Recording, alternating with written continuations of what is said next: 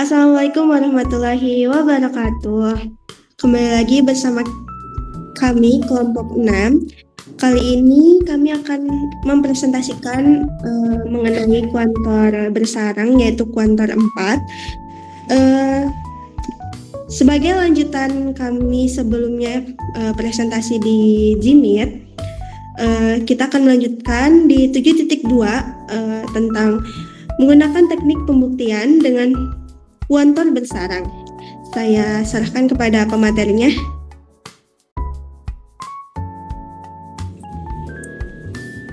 Baik, terima kasih.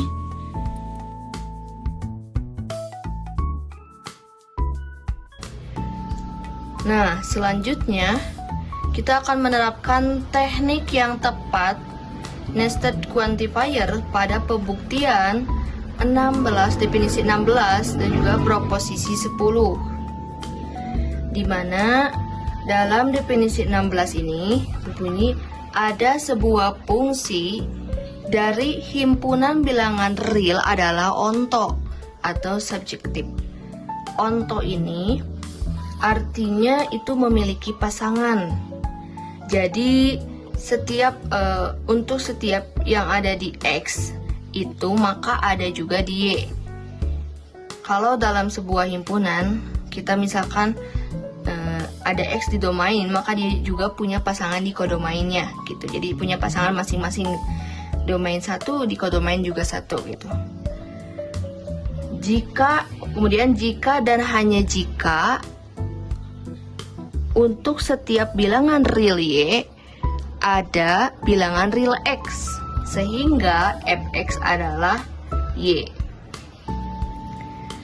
Kemudian di sini masalahnya, hipotesisnya pada proposisi 10, jika M dan B adalah bilangan real dengan M-nya itu tidak boleh sama dengan 0, maka fungsi dari fx itu sama dengan mx tambah B adalah onto.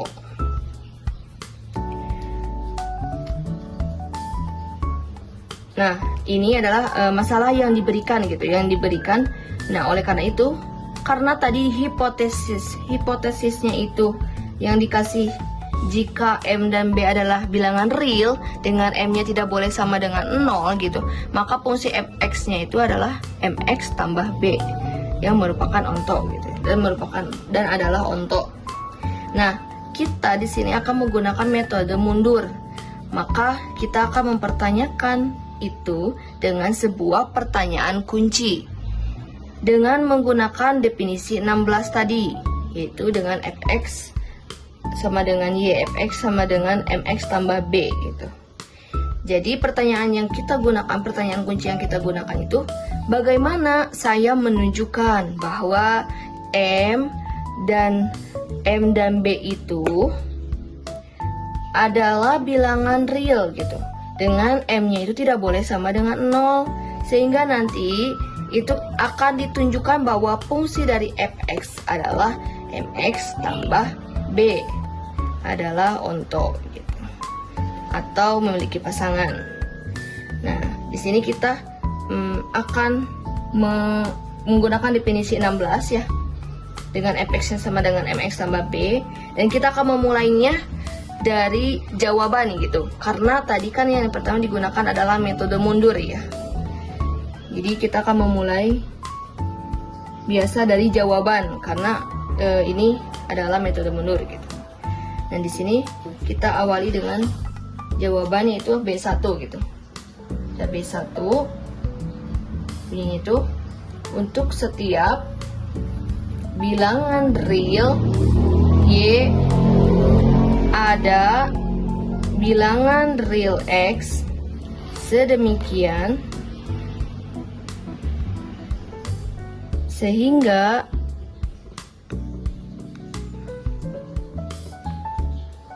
mx tambah b sama dengan y.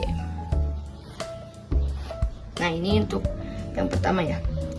Nah, karena ini kan menggunakan definisi dari 16 gitu ya, dimana mx gitu, ada mx ini teman-teman perhatikan, ini berasal dari definisi gitu ya, dari proposisi di atas definisi 16. mx tambah b sama dengan y. Nah, karena ini menggunakan definisi 16, maka kita akan menggunakan metode kuantor bersarang gitu. Ya, kenapa kita menggunakan kuantor bersarang? Karena kuantor bersarang itu bisa dibilang adalah penggabungan gitu. Kuantor bersarang itu bisa terjadi apabila ada suatu pernyataan yang di dalamnya itu lebih dari suatu kuantor, dari satu kuantor gitu.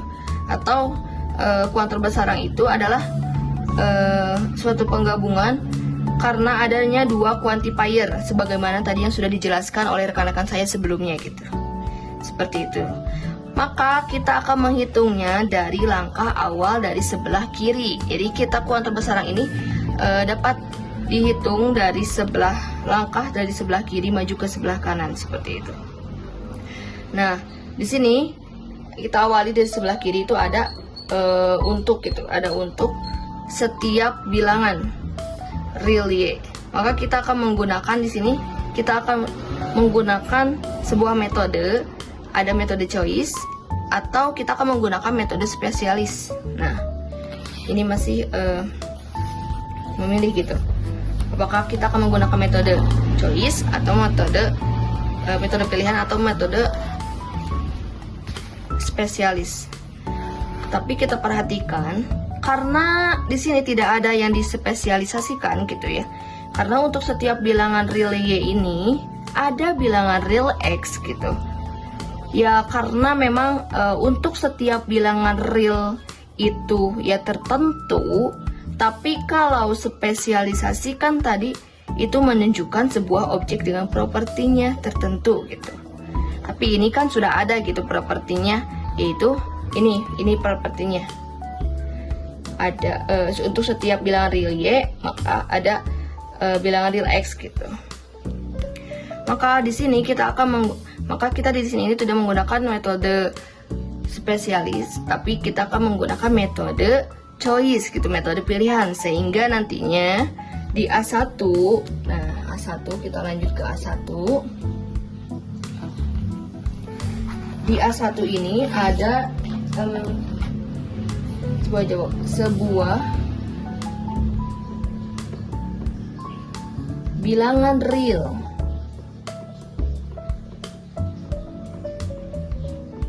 y harus ditunjukkan gitu.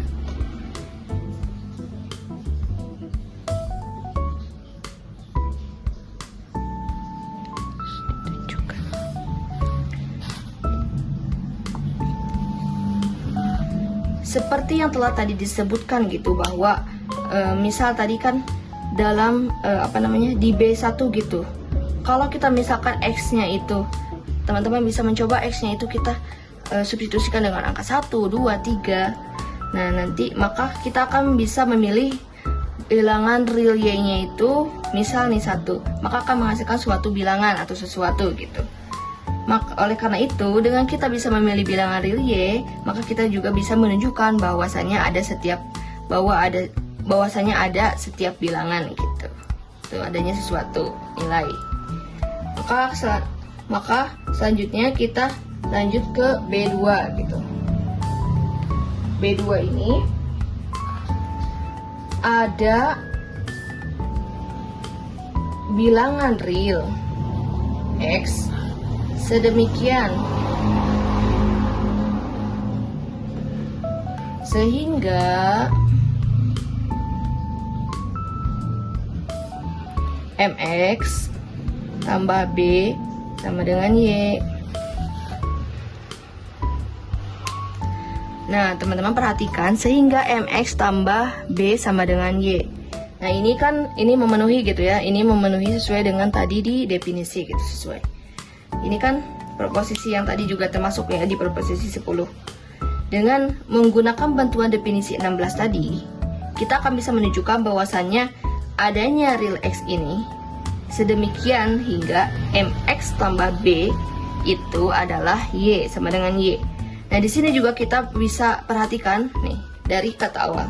Ada pernyataan atau ada kata ini, ada gitu. Ada real. Ada bilangan real x. Nah, dalam proses mundur B2 gitu. Di sini kita akan menggunakan kata kunci juga karena di sini terdapat pernyataan yang menyatakan kata ada gitu. Nah, dan dalam metode mundur B2 kita bisa menggunakan metode konstruksi.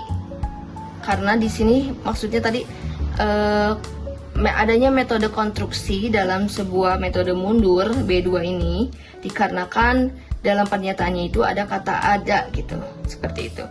Ya karena memang dalam metode konstruksi gitu ya, yang menjadi ketika ada sebuah pernyataan ada, sehingga kita bisa menyusun seperti itu untuk bisa mendapatkan hasil yang kita inginkan dengan properti tertentu gitu, yang nantinya itu dapat menyusun sesuatu yang terjadi. Sehingga karena kita menggunakan metode konstruksi, maka selanjutnya itu kita akan beralih gitu dari metode ke metode maju. Kalau tadi kan masih mundur, karena selanjutnya kita ada pernyataan ada di metode mundur, maka kita menggunakan metode konstruksi, lalu beralihlah ke metode maju gitu. Karena yang namanya yang namanya konstruksi gitu, konstruksi itu kan artinya itu membangun, karena tidak mungkin ya yang namanya membangun itu dimulai dari mundur gitu. Tapi pasnya atau enaknya itu membangun itu dimulai dari kata maju gitu. Jadi dimulailah dengan maju gitu, metode maju. Nah, di sini kita tulis dulu ya kata kunci di sini. Kata kunci yang dipakai itu adalah kata ada. Kata kuncinya itu ada ini. Maka proses mundurnya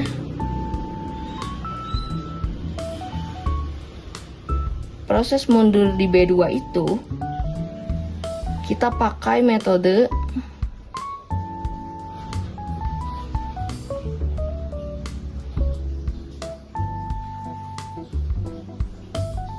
konstruksi.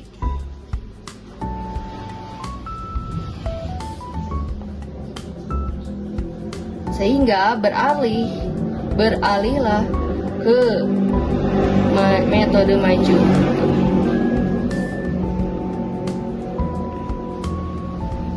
Konstruksi, maka metodenya juga beralih ke maju. Dan di sini kita menginginkan bahwasanya mx-nya itu ditambah b sama dengan y, dengan m-nya itu tidak boleh sama dengan 0 oleh hipotesis. Maka di sini kita karena kita menginginkan, tulis dulu ya, kita menginginkan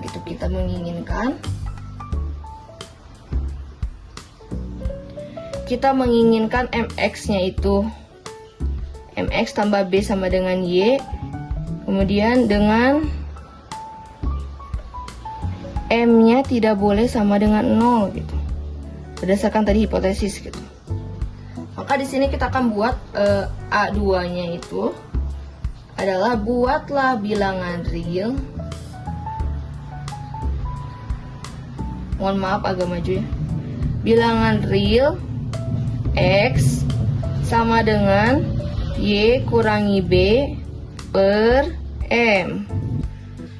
Baik, dari untuk A2 ini yaitu karena kita menginginkan mx tambah b sama dengan y, dengan m-nya tidak boleh sama dengan 0, maka kita akan buat A2-nya itu adalah buatlah bilangan real x sama dengan y kurangi b per m. Nah, mohon maaf ya, ini agak silau sedikit. Jadi di sini teman-teman mungkin kita akan operasikan dulu. Kita akan mengoperasikan dulu yang ini. Jadi teman-teman, ini kita dimana x ini bisa dikalikan dengan m ya, maka ini akan menjadi x kali m. Ini akan tetap ya hasilnya sama dengan y kurangi b. Kemudian ini tuh kita pindahkan gitu ya, ganti gitu posisinya, b nya itu ke sebelah kiri menjadi x karena ini negatif berpindah itu jadi berubah tanda menjadi positif, mx gitu ya, plus b sama dengan y. Nah, ini dari ini, dari A2 ini. Ini kan jadi sebuah konstruksi gitu. Ini berawal dari proposisi yang pertama tadi gitu, dimana MX tambah B itu sama dengan Y. Nah, konstruksi di A2 ini hasilnya itu berawal dari proposisi tadi yang pertama.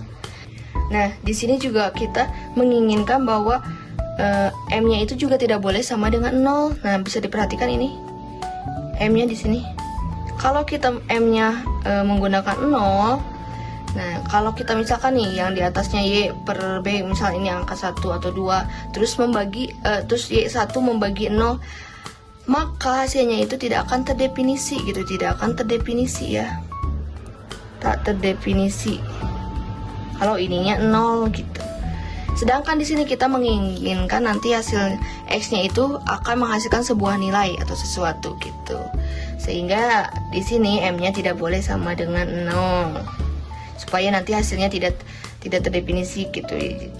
Mencegah dari hasilnya itu tidak terdefinisi. Jadi kita menginginkan nanti X-nya itu kan akan menjadi sebuah nilai gitu, sesuatu seperti itu. Selanjutnya kita X-nya itu kan mendapatkan sebuah nilai. Nah, kita akan menunjukkan pada B3 dengan mensubstitusikan sebuah X-nya itu pada B3. B3 kita tulis dulu ya, B3.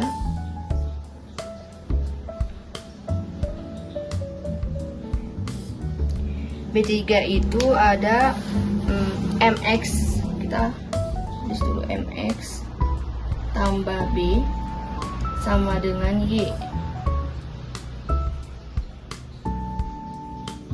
Nah, di B3 ini teman-teman perhatikan bahwasannya memang tadi kan karena di A2 tadi sebelumnya, A2 itu kan tadi dalam pembuktiannya saja sudah bisa menghasilkan MX tambah B sama dengan Y itu, dan M-nya tidak boleh sama dengan 0 itu sudah lengkap gitu, dan juga pernyataannya memang sedikit gitu. Dan ketika si MX tambah B sama dengan Y itu adalah sesuatu yang nantinya akan ditunjukkan. Jadi di sini cukup satu saja mengkonstruksikan bilangan real X. Bilangan real X ini, Y X sama dengan Y kurangi B per M atau A2 ini ya, cukup satu saja mengkonstruksikan pada A2 ini dengan mewujudkan bahwasannya nilai-nilai si X itu dengan M-nya itu tidak boleh sama dengan 0. Nah, nantinya kita bisa menggunakan X-nya itu disubstitusikanlah pada B3 ini ke dalam pernyataan B3, di mana B3 ini adalah MX tambah B sama dengan Y, karena kita tambahkan di sini karena bukti di A2 itu sudah lengkap. Buktinya sudah lengkap. Jadi di B3 itu cukup mensubstitusikan nilai X-nya saja, karena sebelumnya di A2 sudah membuktikan sangat lengkap dan juga pernyataannya juga sangat sedikit gitu, buktinya dan pernyataannya sedikit gitu. Maka di sini kita akan menunjukkan bahwa lanjut ya kita ke A3 gitu. Kita akan menunjukkannya pada A3. Lanjut ke A3. Nah, di A3 ini adalah yaitu ini akhir ya, karena MX-nya itu MX ada MX tambah B sama dengan M kali Y kurangi B per M tambah B sama dengan Y kurangi B tambah B sama dengan Y. Nah, di sini perhatikan teman-teman, di A3 ini kalau kita operasikan gitu ya, MX tambah B sama dengan MY kurangi B.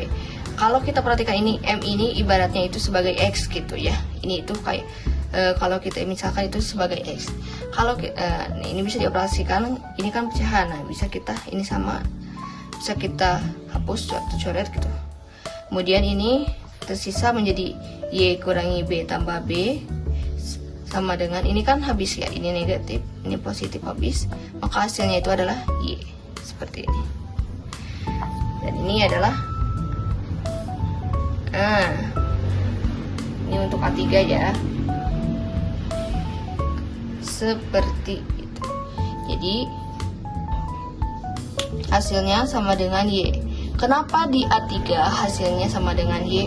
Karena tadi berdasarkan definisi 16 juga, bahwasanya Y itu adalah pasangan dari MX tambah plus B gitu ya. Jadi ini berdasarkan kembali lagi ke awal gitu yang ada di definisi 16 seperti itu. Jadi setelah kita menganalisis dan membuktikan tentang definisi 16 dan proposisi tadi, ini terbukti ya teman-teman bahwasannya pasangan dari MX tambah B adalah Y. Nah, kita bisa simbolkan dengan titik 3. Nah, seperti ini terbukti ya teman-teman untuk definisi 16 tadi. Terima kasih, saya Yanti Nurhayati kembalikan lagi pada moderator. Baik, terima kasih atas pemaparan materinya. Dilanjutkan oleh pemateri selanjutnya 7.3 mengenai membaca bukti. Kepada pemateri selanjutnya dipersilahkan.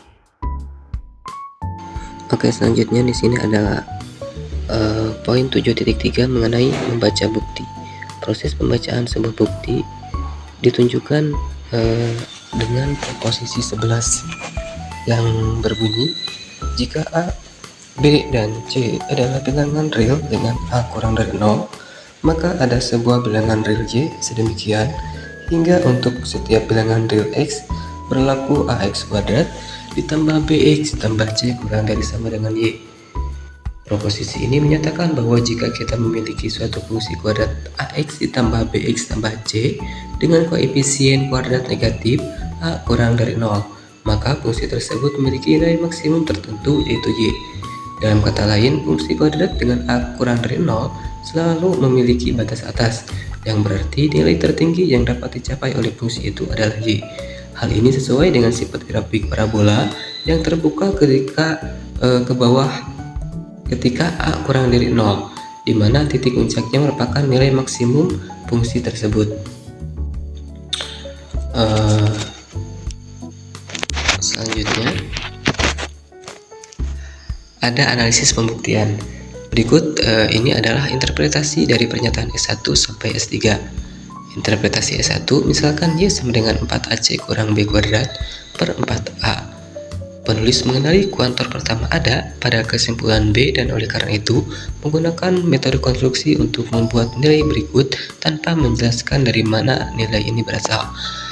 Karena proposisi menyatakan bahwa ada suatu Y, metode konstruksi digunakan untuk langsung menetapkan nilai tersebut tanpa harus menurunkannya terlebih dahulu. Ini adalah cara umum dalam matematika untuk membuktikan eksistensi suatu nilai.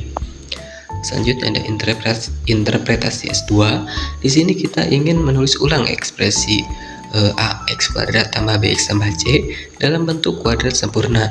Ini dilakukan agar kita bisa lebih mudah melihat batas maksimum atau minimum dari fungsi kuadratik tersebut. Bentuk kuadratik awal AX kuadrat tambah BX tambah C, dan kita akan mengubahnya ke dalam A dalam kurung X tambah K kuadrat ditambah Y, di mana K adalah nilai yang membuat ekspresi menjadi kuadrat sempurna dan Y adalah batas maksimum atau minimum yang akan kita tentukan. Selanjutnya ada interpretasi S3 mengenai menentukan batas maksimum. Pada interpretasi S3, kita menggunakan hasil dari interpretasi S2 untuk menentukan batas maksimum fungsi kuadratik. Nah, di sini dikatakan bahwa jika A kurang dari 0, maka bentuk fungsi kuadratik AX kuadrat tambah BX tambah C memiliki nilai maksimum.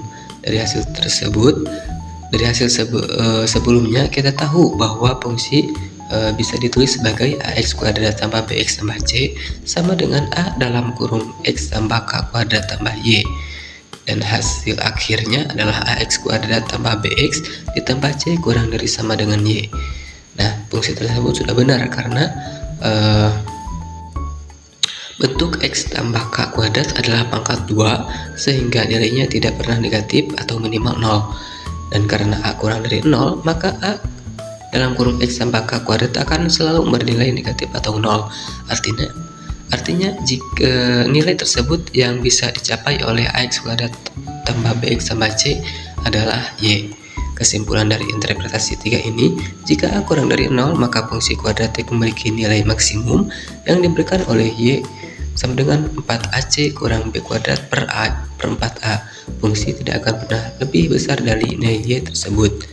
Selanjutnya, saya serahkan ke pemateri terakhir. Baik, terima kasih Jajang atas pemaparan materinya.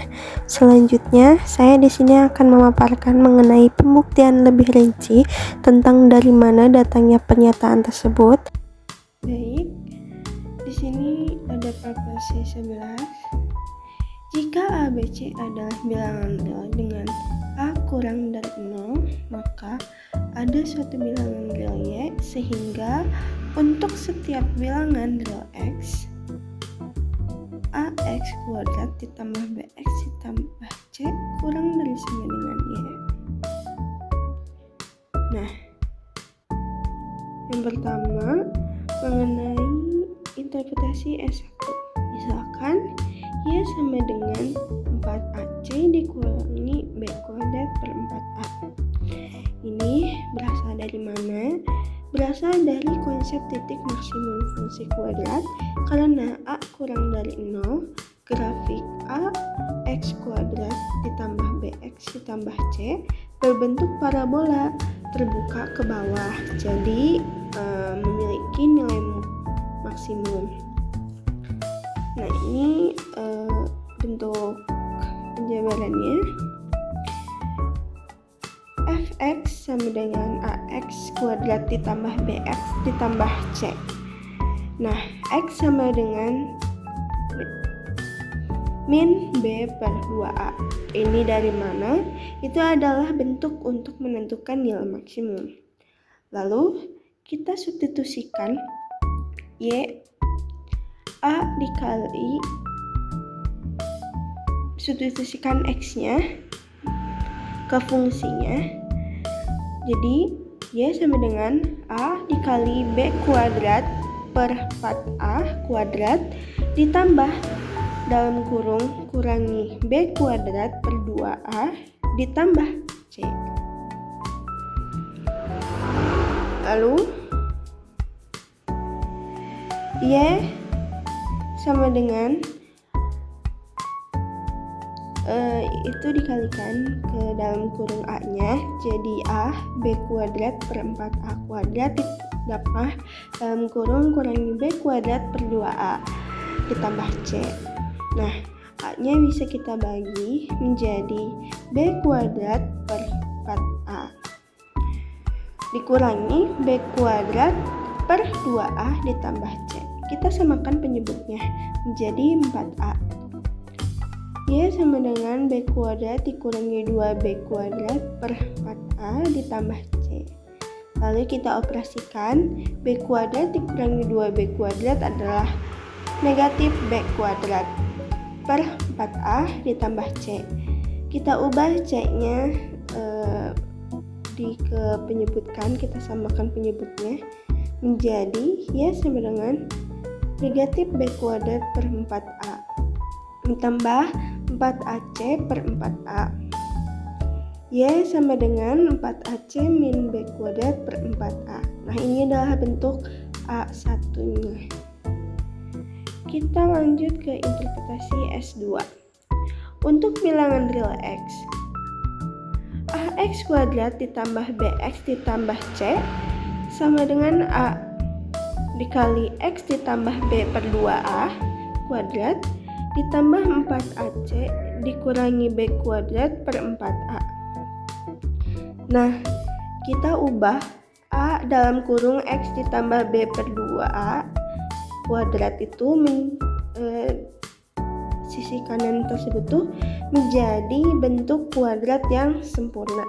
Nah, ada contoh X ditambah X ditambah K kuadrat sama dengan X kuadrat ditambah 2K X ditambah K kuadrat.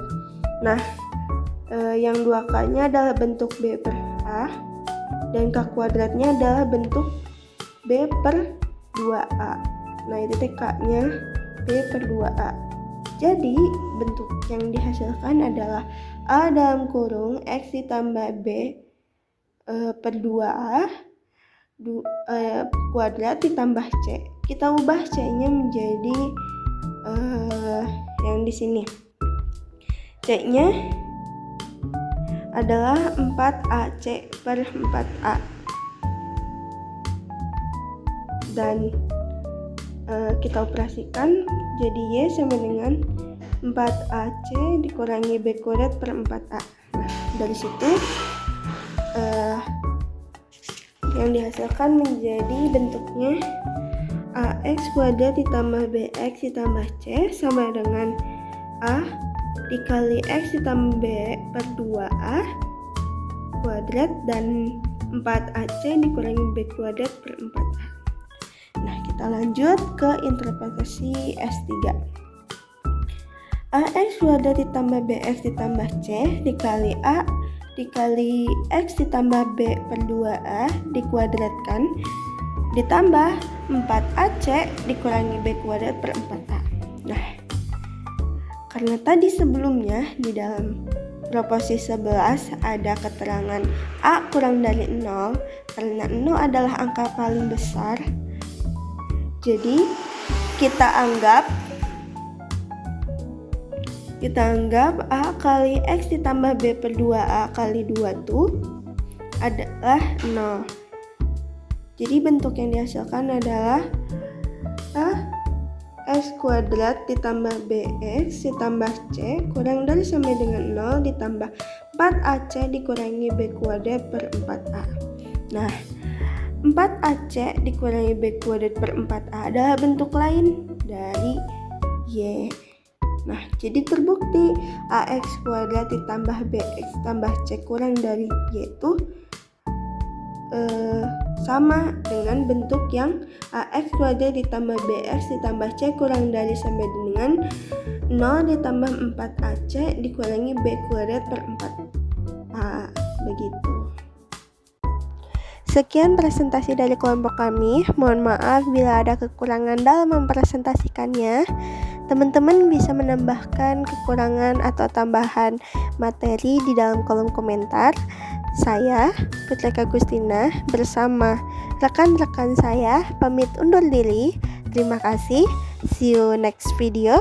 Wassalamualaikum warahmatullahi wabarakatuh.